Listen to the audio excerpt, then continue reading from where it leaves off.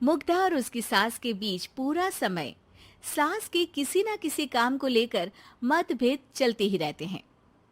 बहू, ओ बहू, जरा चाय बना दे। मुग्धा चाय लेकर आती है। ये लीजिए, और कुछ चाहिए? अरे नहीं, बस चाय पीने का मन था। जाओ, तुम दूसरा काम करो। चाय पीने के थोड़ी देर बाद सास दोबारा मुग्धा को आवाज लगाती है। अरे बहू रे, आओ बहू, जरा हलवा तो बना दे, मीठा खाने को मन हो रहा है।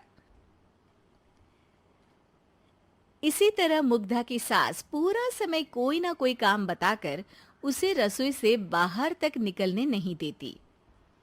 कभी चाय, कभी हलवा, कभी पानी तो कभी दूध, हर समय खाने को चाहिए और उसके लिए अपने हाथ पैर बिल्कुल नहीं हिलाने। परेशान किया हुआ है इन्होंने। सास की जबरदस्ती परेशान करने की आदतों से दुखी मुग्धा एक शाम सचिन के साथ अपने कमरे में बैठी हुई बात कर रही होती है। सुनो जी, मम्मी जी की ये जानबूझकर मुझे परेशान करने की फरमाइशों से मैं बहुत फ्रस्ट्रेट हो चुकी हूँ। पूरे दिन में एक सेकंड का आराम नहीं मिलता। रसोई से बाहर कदम रखती नहीं कि बहू ये बना दे, बहुरी वो बना दे। अरे इनकी फरमाइशें चलती ही रहती है। अरे मुग्धा, माँ खाने की शौकीन है, पर उम्र हो चली है, खुद खाना नहीं बना सकती, इसलिए तुमसे बोलती है। अरे तो शौक भी उम्र देख कर रखने चाहिए ना। समझ में नहीं आता, हर समय फेविकॉल का जोड़ लगाए सोफे से चिपकी बैठी रहती है। इतना सब डाइजेस्ट कैसे हो जाता है उन्हें? अरे तुम मेरी माँ से इतनी नफरत कैसे कर सकती हो? मैं उनसे नफरत नहीं करती जी, बस परेशान हूँ। जहां मुग्धा अपने पति से ये सब बोल रही होती है, वहीं उसकी सास भी कमरे के बाहर दरवाजे से कान लगाए सारी बातें सुन रही होती है और अगली दोपहर रसोई में मुग्धा के पास जाती है। बहू, आज ना मेरा कुछ मसालेदार खाने का मन है। तो चाय बना दूं? मुझे बहुत पसंद है। अरे ना, ऐसा कर लिट्टी चोखा बना ले। और हाँ, जितना मसाला बातों में मिलाकर पति को सुनाती हो ना, सब्जी में भी वैसे ही डाला करो, खाना स्वादिष्ट बनेगा। सास की बात सुनकर मुग्धा हैरान रह जाती है। मतलब अब पूरा समय मुझ पर हुक्म चलाने के साथ बंद कमरे में हुई पति पत्नी की बीच की बातें भी सुनती है?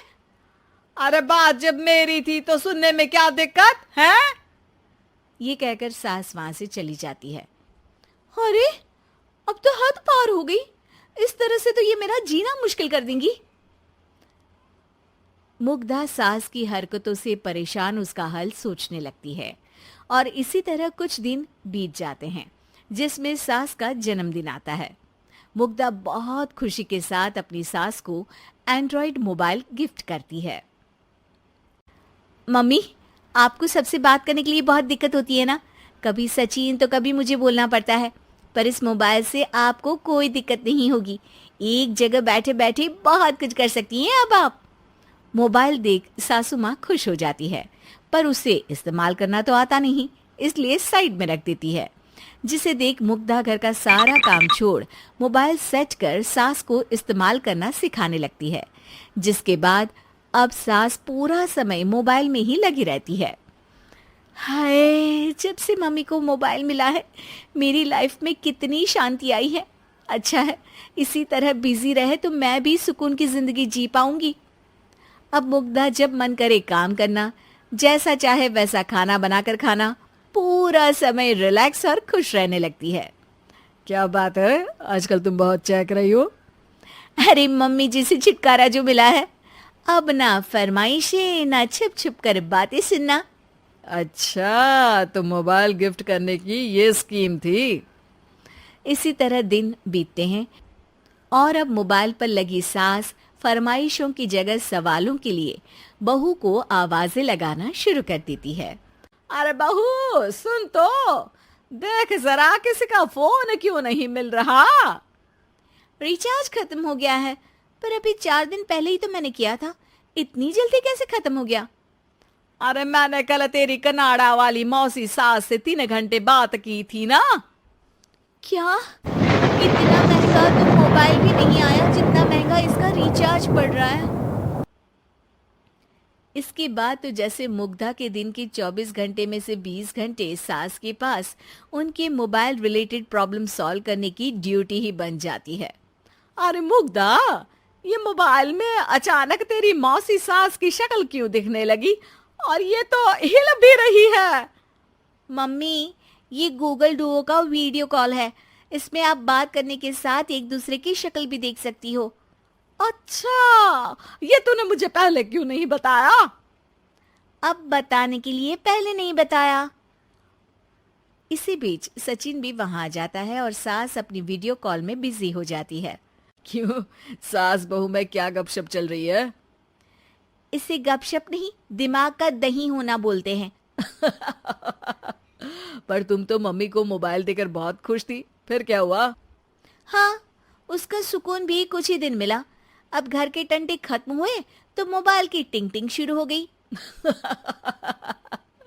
देखो भाई, कुछ पाने के लिए कुछ खोना तो पड़ता है। आखिर तुमने मोबाइल अपने फायदे के लिए ही तो दिया है, तो फिर सवालों के जवाब भी देने पड़ेंगे, क्योंकि जब तक उनके हाथ में ये फुंथरू रहेगा, तुम्हारी लाइफ में प्राइवेसी और सुकून रहेंगे। कहने का मतलब है अगर इससे प्यार बढ़े तो दाग अच्छे हैं। अरे मुझे पहले दिन से ही पता है मोबाइल किस मकसद से दिया गया है। भूलो मत, इससे पहले मैं बातें ही सुनती थी।